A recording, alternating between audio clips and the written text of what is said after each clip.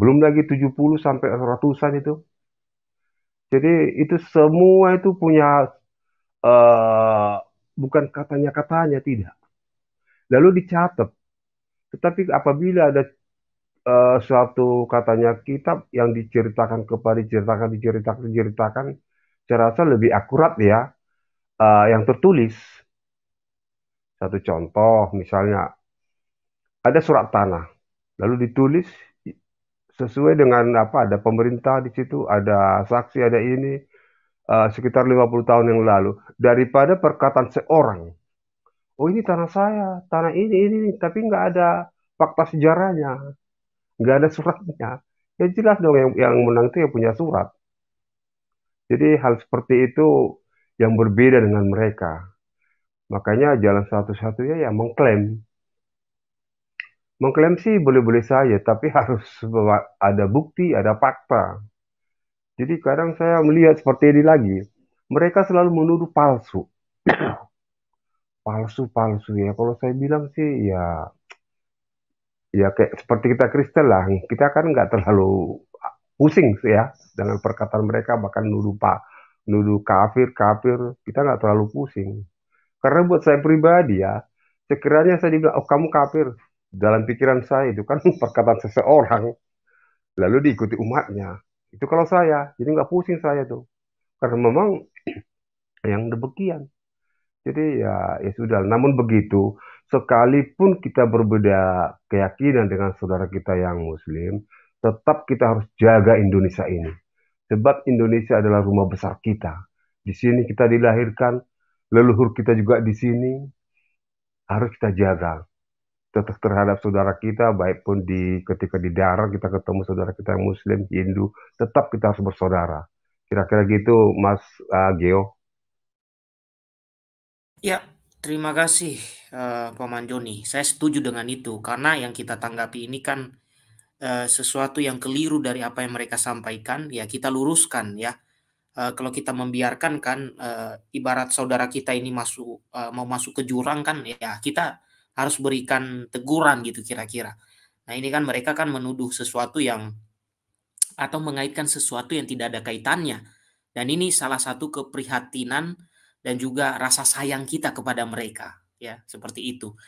Mungkin Paman Murid atau Paman Acis mau menyampaikan juga, silakan Paman. Ya, itulah Ya, ini silakan. menyambung, itu yang menyambung Paman Gia tadi sampaikan ya. Jadi kalau kita tahu ada seseorang yang mau masuk jurang, tentu kan kita cegah ya. Pastilah kita cegah. Bukankah di hukum kedua itu dijelaskan kasihlah sesamamu seperti dirimu sendiri. Sesama berarti sesama itu kan ciptaan tangannya ya. Kita tahu bahwa dalam janin ibu kita pun kita sudah disulam oleh Tuhan dan dibentuk agar menjadi manusia yang sempurna. Kan seperti itu. Nah, di dunia nyata, apalagi sekarang-sekarang ini ya, tentang kepercayaan. Kita tahu mereka sudah salah. Saya sering sampaikan begini, biarlah 1.000 orang membenci saya, atau 10.000, atau 100.000 orang benci kepada saya. Kebenaran itu harus kita jelaskan. Dan harus berulang-ulang. Karena tadi mengingat hukum kedua tadi, kasihlah sesamamu seperti dirimu sendiri. Nah, tadi saya katakan, biarlah 1.000 orang, 10.000 orang, atau bahkan 100.000 orang benci terhadap saya. Asal jangan satu itu yang benci kepada saya. Siapa itu? Tentu Yesus. Sebab apa? Itu sudah perintahnya, hukumnya. Hukum pertama pasti kita tahu. Kasihlah Tuhan Allah sungguh-sungguh dengan segenap hati, jiwa, kekuatan pengertian, dan akal budi. Sudah ada akal, diberi budi pula oleh Tuhan.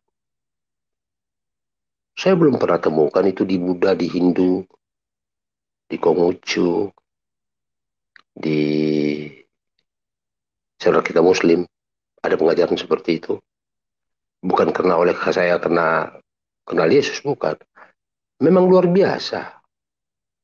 Nah, bila kita berani melakukan yang tadi pertama hukum itu dan yang kedua itu sudah pasti firman itu menjadi rema. Rema itu pun menjadi kenyataan dan terberkati. Kenapa?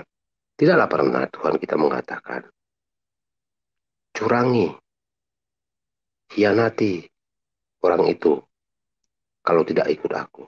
Nggak pernah itu. Bahkan Yesus mengatakan, ampunilah mereka sebab mereka tidak tahu apa yang mereka lakukan. Luar biasa. Wajib kita puji syukur terus kepada Tuhan Yesus. Kita mengikuti pengajarannya. Itu dulu Paman. Nanti kalau saya terpancing untuk ini, saya tipikal ada gaspol juga ini untuk yang istilahnya suka-suka menghujat Katolik, Protestan, yang dari apa ini loh, yang dari RT 6 Kang Becek ini. Biasa aja, santai aja. Imani aja imanmu, kami imani imanku. Nggak usah ini itu. Contoh aja, buat contoh di kehidupan sehari-hari. Mana sih sebetulnya Tuhan yang menunjukkan kebaikan itu? Itu aja kata kunci. Nggak pernah Tuhan kita bilang, harus ke sesamamu. Aduh, Paman Gia bentar pula ini. Seperti itu. Jadi, ya, apalah kata saya ya. Itu dulu lah. Nanti saya terpancing. Karena agak sedikit jengkol juga saya ngelihat RT 6 ini. Kenapa? Ya memang ada orang bilang gini, jangan berkedip. Sekali berkedip, berubah dia jadi harimau. Nanti harimau bersin jadi kucing, ikan paus bersin jadi belalang.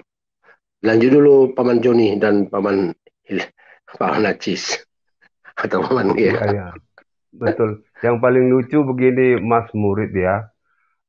Mereka mau mencubit, tapi ketika dia disenggol atau dicubit, marah. Ya seperti anak kecil. Contohnya ya, ada anak kecil umur 5 tahun, dia mukul-mukul si A, mukul-mukul. Lalu si A-nya membalas, lalu ngadu sama mamanya. Kan seperti itu. Lihat sekarang itu, banyak mau mengadu si inilah, si itulah.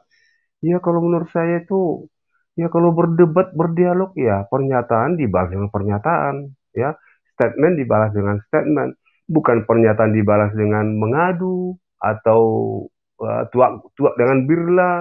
Ya janganlah, kita harus lebih dewasa. Zaman kan sudah ini, sudah maju, maka pola pikir juga harus maju.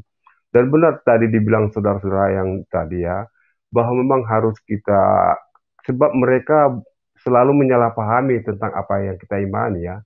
Dan memang tugas kita sebagai anak-anak Kristus ya, anak-anak Tuhan, ya kesalahpahaman itu harus kita jelaskan bahwa mereka juga juga tidak mau mengerti atau juga bahkan memberontak ya silakan-silakan saja.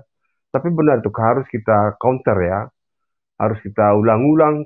eh, Buat saya pribadi, saya sering menyatakan itu bahwa Isa alaihissalam yang lahir di bawah pohon korma bukan Yesus Kristus. No, no, no. Dan kalau bisa itu kita utarakan, kita sering ulang-ulang, kita sering kita sebutkan, walaupun dengan versi yang lain, cara-cara yang lain ya. Karena memang atas dasar itu memang mereka itu mau ini, mau ngapa umat Kristen, atas dasar itu. Jadi kalau nggak eh, bijak kita ya bisa pas dibilang Mas Gio itu bisa jadi ini, jadi kita sendiri yang hanyut. Bahkan kita umat Kristen juga banyak, ada sebagian ya, oh Isa itu sama dengan Yesus. Ada, karena apa? Karena mereka belum tahu apa itu isi-isi kitab mereka. Saya juga hampir seperti itu, tapi setelah saya bedah, saya analisa, loh, berarti itu berbeda, berbeda, bahkan kontradiksi, berlawanan. Coba, Tuhan Yesus datang kan menghakimi seluruh manusia ya. Tapi di lain pihak si Isa alaihissalam membunuh babi dan menghancurkan salib. Kan kontradiksi toh. Jadi belum lagi hal-hal yang lain. Jadi saya yakin benar itu harus kita utarakan walaupun dengan cara-cara yang lebih baik, yang elegan, supaya tidak memberikan sesuatu hal yang negatif buat kita. Apalagi kita di sini kan umat yang minoritas ya. Kira-kira gitu Mas Gio. Ya, terima kasih Paman Joni sudah mengisi tadi ketika terjadi trouble ya. Oke, Paman Acis mau berbicara atau kita berikan kepada tamu baru kita lagi nih. Paman Christ Flower, selamat malam. Selamat malam, Bro Gia. Iya, Ya, minta selamat maaf. malam. Kayaknya berapa hari saya alpa, tapi saya pantau ini. Saya sempat masuk Ya, juga ada tidak yang apa-apa, Paman. kelewatan. Ya, tempat ini juga. Iya. Jadi memang silakan teman, yang langsung berbicara. ya, iya. Yang pertama saya bilang itu bahwa channel dari Bro Gea ini semakin luar biasa, ya, semakin apa menampilkan materi-materi yang berkualitas. Nah, seperti itu. Jadi saya support dengan channelnya dan semoga ke depan semakin luar biasa di dalam mengabarkan Injil dan apa mempertanggungjawabkan iman kita, iman Katolik ya. Jadi kalau kita lihat apa materi yang dikemukakan pada malam hari ini, di mana saya tadi sebelum saya masuk saya sempat butuh waktu juga untuk apa mempelajari karena saya habis ini dari kegiatan.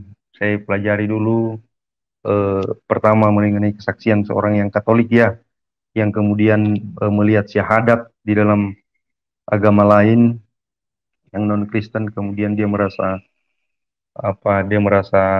itulah yang menjadi alasannya ya, yang mengatakan bahwa agama itulah yang sesuai dengan apa yang dimaksudkan oleh doa Kristus kepada murid-muridnya itu di Yohanes 13 ayat 3. Padahal itu saya tidak ini karena sudah dijelaskan juga tadi sama Bro Gea. Yang saya mau buka itu mengenai Lukas 9 ayat 20 yang ketika Tuhan Yesus bertanya kepada apa orang-orang yang ada di situ ya, menurut kamu siapakah aku ya. Jadi kemudian Petrus menjawab, engkau adalah Mesias, anak Allah. Nah, jadi pertanyaan itu ya, pernyataan dari ayat tersebut kemudian dihubungkan lagi juga di tempat-tempat lain. Kemudian kenapa Tuhan Yesus sering bertanya mengenai siapakah dirinya? Nah, jadi kemudian Tuhan Yesus pun tidak menyatakan siapa dirinya. Ya kan? Dia artinya murid-muridnya menjawab, ada yang mengatakan engkau adalah Elia yang akan diutus. Nah, padahal itu berbicara tentang Yohanes Pembaptis. Nah, jadi pokoknya macam-macam lah ya. Ada yang mengatakan dia nabi, ada yang mengatakan dia segala macam juru selamat yang sudah dijanjikan atau apa. Kemudian Tuhan Yesus mengatakan bahwa ya terjadilah seperti yang kamu imani. Nah,